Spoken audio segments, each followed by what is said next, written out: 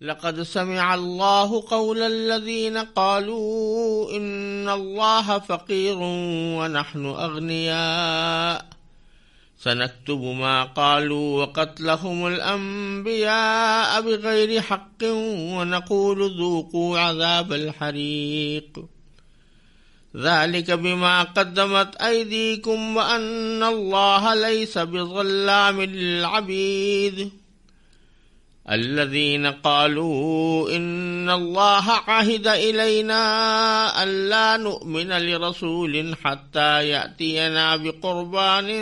تأكله النار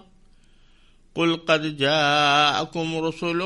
من قبلي بالبينات وبالذي قلتم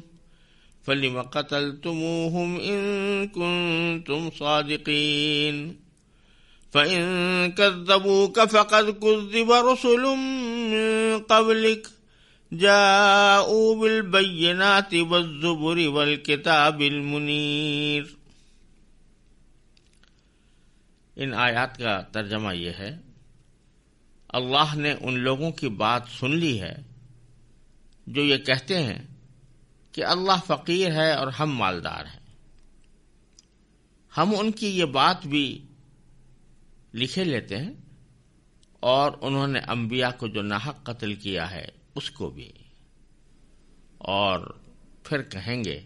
کہ دہکتی آگ کا مزہ چکھو۔ یہ سب تمہارے ہاتھوں کے کرتوت کا نتیجہ ہے جو تم نے آگے بھیج رکھا تھا، ورنہ اللہ بندوں پر ظلم کرنے والا نہیں ہے۔ یہ وہ لوگ ہیں جو کہتے ہیں کہ اللہ نے ہم سے یہ وعدہ لیا ہے کہ کسی پیغمبر پر اس وقت تک ایمان نہ لائیں جب تک وہ ہمارے پاس ایسی قربانی لے کر نہ آئے جسے آگ کھا جائے۔ تم کہو کہ مجھ سے پہلے تمہارے پاس بہت سے پیغمبر کھلی نشانیاں بھی لے کر آئے،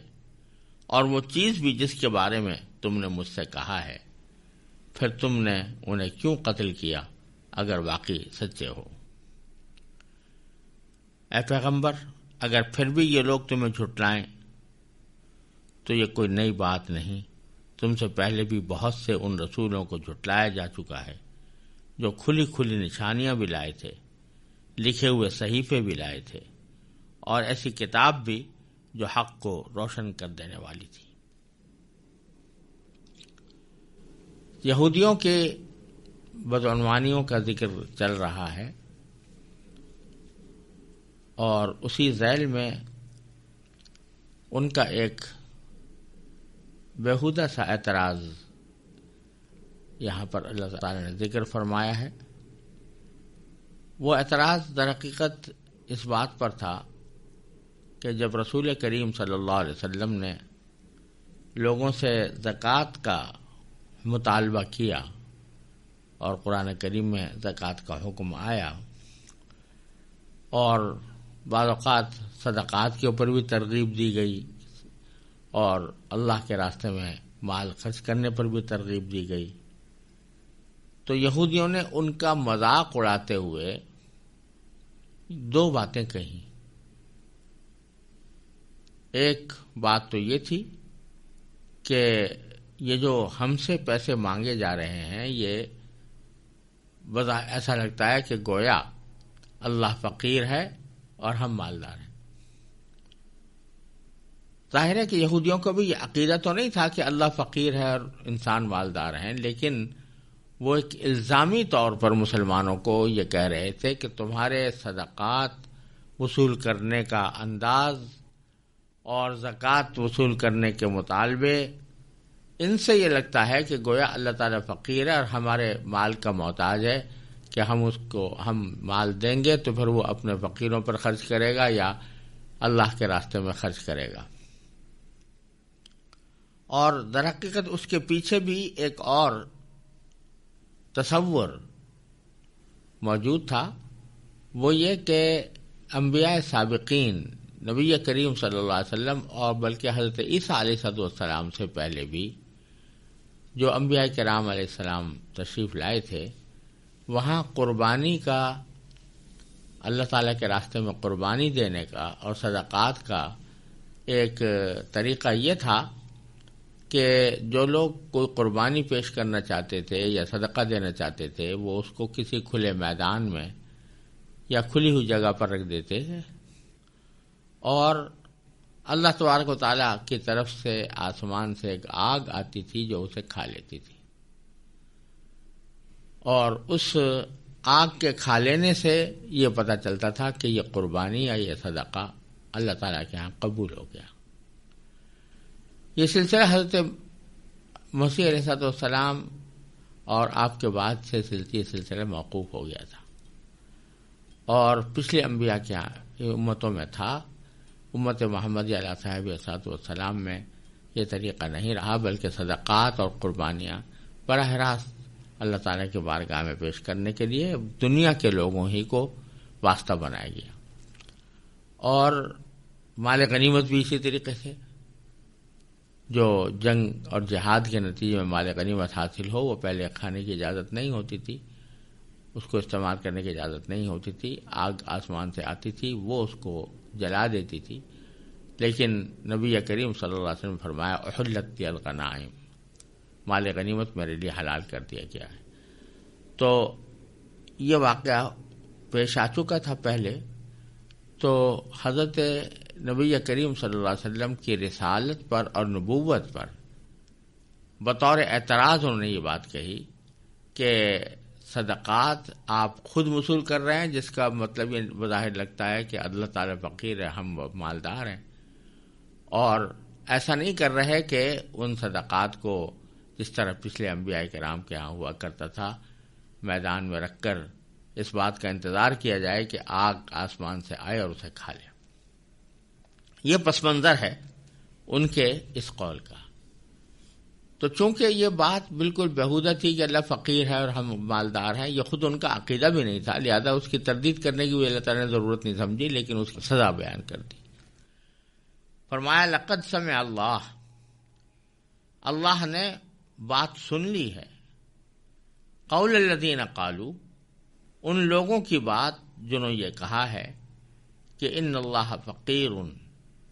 کہ بے شک اللہ فقیر ہے، ونحن اغنیاء، اور ہم مالدار ہیں۔ سنکتب ما قالوا، ہم ان کی یہ بات لکھ لیتے ہیں، یعنی ان کے جہاں اور اعمال نامے میں برائیاں لکھی ہوئی ہیں ان کے اس قول کا بھی اس میں اضافہ ہو جائے گا، اور صرف اتنا ہی نہیں کہ یہ لکھ دیں گے بلکہ وقتلہم الانبیاء بغیر حق، انہوں نے پچھلے انبیاء کرام کو جو ناحق قتل کیا ہے وہ بھی ان کے نام اعمال میں لکھیں گے۔ یہ بات سمجھنے کی ہے کہ پچھلے انبیاء کرام کو قتل کرنا یہ ان کے آباء و اجداد کا کام تھا جو صدیوں پہلے گزر چکے تھے، یعنی جو موجودہ یہودی بنی اسرائیل کے ہوتے ہیں انہوں نے خود کسی نبی کو قتل نہیں کیا تھا، لیکن صدیوں پہلے ان کے جو آباء و اجداد تھے انہوں نے متعدد انبیاء کے قتل کرنے کا ارتکاب کیا تھا، اور یہ ایک تاریخ کا حصہ ہے۔ یہاں اللہ تبارک و تعالیٰ فرما رہے ہیں کہ ان انبیاء کرام کے قتل کا بدلہ اور قتل کا جرم بھی، انبیاء کرام کے قتل کا جرم بھی ہم انہی کے نام اعمال میں لکھ لیں گے۔ وجہ اس کی یہ ہے کہ اگرچہ یہ براہ راست قتل میں شریک تو نہیں تھے اور انہوں نے خود قتل نہیں کیا تھا، لیکن یہ اپنے آباء و اجداد کے اس فعل پر راضی بھی تھے، کیونکہ کبھی انہوں نے اپنے آباء و اجداد کی اس بارے میں کوئی تردید نہیں کی، کوئی اس سے برات کا اظہار نہیں کیا کہ ہمارے پچھلے آباء و اجداد نے ہمارا یہ کام کیا تھا تو اب ہم اس سے برات کا اظہار کرتے ہیں، ایسا نہیں کیا، بلکہ اس پر راضی رہے۔ تو اس لیے وہ بھی ان کے نام اعمال میں لکھا جائے گا، اور اسی سے یہ مسئلہ مستنبط ہوتا ہے کہ کفر پر راضی رہنا بھی کفر ہے، اور معصیت پر راضی رہنا بھی معصیت ہے، یعنی گناہ پر راضی رہنا بھی گناہ ہے۔ اور رسول کریم صلی اللہ علیہ وسلم کے ایک ارشاد میں اس کی وضاحت فرمائی گئی ہے کہ جب زمین پر کوئی گناہ کیا جاتا ہے تو جو شخص وہاں موجود ہو مگر اس گناہ کی مخالفت کرے اور اس کو برا سمجھے تو وہ ایسا ہے گویا یہاں موجود نہیں، یعنی گناہ کی جگہ پر موجود ہی نہیں، یعنی وہ گناہ کا شریک نہیں سمجھا جائے گا۔ اور جو شخص اگرچہ اس مجلس میں موجود نہیں ہے مگر ان کے اس فعل سے راضی ہے اور اس سے کوئی برات کا اظہار نہیں کرتا تو باوجود غائب ہونے کے سمجھا جائے گا کہ یہ بھی اس گناہ کا شریک ہے۔ تو یہ لوگ اگرچہ اس وقت موجود نہیں تھے جب ان کے آباء و اجداد انبیاء کو قتل کر رہے تھے، لیکن چونکہ یہ اس پر راضی ہیں، اس سے برات کا انہوں نے کوئی اظہار نہیں کیا، اس واسطے ان کو بھی یہ کہا گیا کہ یہ انبیاء کرام کے قتل میں شریک ہیں اور ان کے نام اعمال میں وہ لکھا جائے گا۔ دوسری بات یہاں یہ سمجھنے کی ہے کہ دونوں جملوں میں کوئی بظاہر ربط نظر نہیں آ رہا کہ ایک تو ہم یہ لکھ لیں گے کہ انہوں نے یہ اللہ تعالیٰ کی شان میں گستاخی کی ہے کہ اللہ تعالیٰ فقیر ہے اور ہم مالدار ہیں، اور دوسرا یہ لکھ لیں گے کہ انہوں نے انبیاء کرام کو ناحق قتل کیا ہے۔ حقیقت میں دونوں میں جو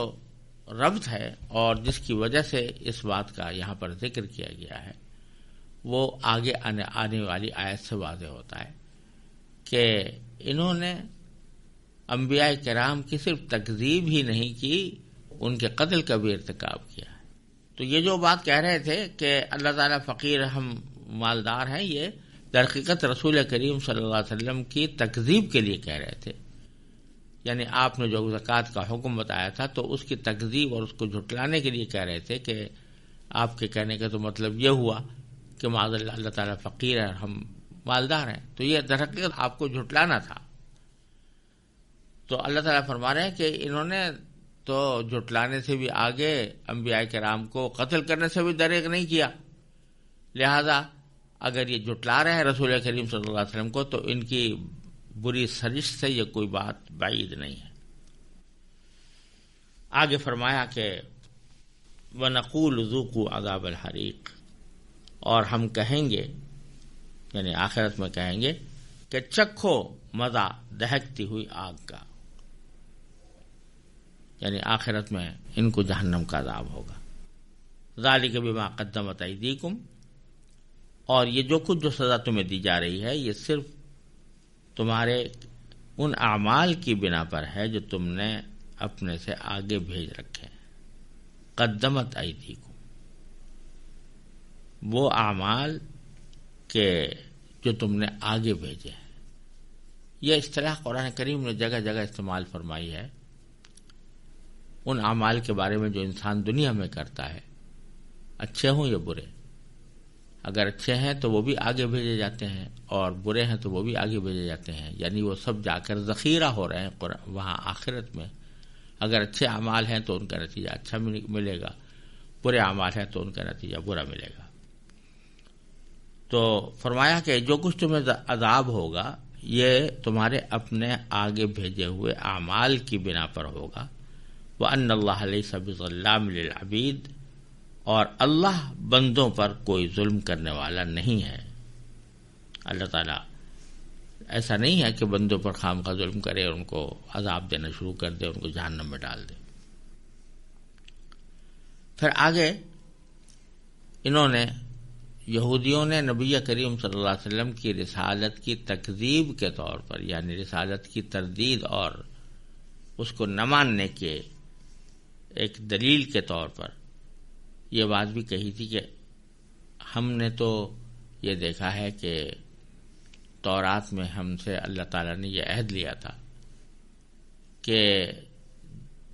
ہم کسی ایسے رسول پر ایمان نہ لائیں جب تک کہ وہ کوئی ایسی قربانی پیش نہ کرے جس کو آسمان سے آگ آ کر کھا لے۔ گویا ہم سے یہ عہد لیا گیا تھا کہ جب بھی کوئی رسالت کا دعوے دار تمہارے سامنے آئے اور جو یہ دعویٰ کرے کہ میں اللہ کا پیغمبر ہوں تو پہلے یہ دیکھو کہ اس نے کوئی قربانی ایسی پیش کی ہے جس کو کھلے میدان میں رکھ دیا ہو اور پھر آگ اس کو آ کر کھا گئی ہو، اگر ایسا اس نے معجزہ دکھایا تب تو اس کو رسول ماننا، ورنہ نہیں ماننا۔ تو رسول کریم صلی اللہ علیہ وسلم سے بھی یہ مطالبہ تھا کہ آپ بھی ایسے ہی کوئی معجزہ دکھائیں کہ صدقہ کریں، کھلے میدان میں رکھیں اور آگ سے آ کر کھائیں۔ تو اس کا ذکر اللہ تعالیٰ نے فرمایا الذین قالوا، یہ وہ لوگ ہیں جنہوں نے کہا ہے کہ ان اللہ عہد الینا، کہ اللہ نے ہم سے یہ وعدہ لیا ہے، اللہ نؤمن لرسول، کہ ہم کسی پیغمبر پر اس ایمان نہ لائیں، حتیٰ یأتینا، یہاں تک کہ وہ لے آئے ہمارے پاس، بقربان، ایک قربانی، تاکلہ النار، جسے آگ کھا جائے۔ اللہ تعالیٰ جواب میں فرماتے ہیں کہ قل قد جاءکم رسل من قبلی بالبینات وبالذی قلتم، تم سے پہلے، تمہارے پاس، مجھ سے پہلے تمہارے پاس رسول آئے ہیں جو کھلی کھلی دلیلیں لے کر آئے تھے، وبالذی قلتم، اور وہ چیز بھی لے کر آئے تھے جو تم کہہ رہے ہو، یعنی ایسی قربانی جس کو آگ آ کر کھا جائے۔ تو پھر تم نے کیوں ان کو قتل کیا؟ فلم قتلتموہم ان کنتم صادقین، اگر تم سچے ہو۔ اصل بات یہ ہے کہ اللہ تعالیٰ نے ان سے ایسا کوئی عہد نہیں لیا تھا۔ آج بھی جو تورات کے نام سے کتاب موجود ہے، جس کو یہ آسمانی کتاب کہتے ہیں، اس میں بھی کہیں یہ حکم نہیں ہے کہ کسی پیغمبر کی اس وقت تک تصدیق نہ کرنا، اس وقت تک پیغمبر نہ ماننا جب تک کہ وہ ایسی قربانی لے کر نہ آئے۔ ٹھیک ہے، تورات ہی میں کئی انبیاء کرام کے ایسے واقعات مذکور ہیں کہ انہوں نے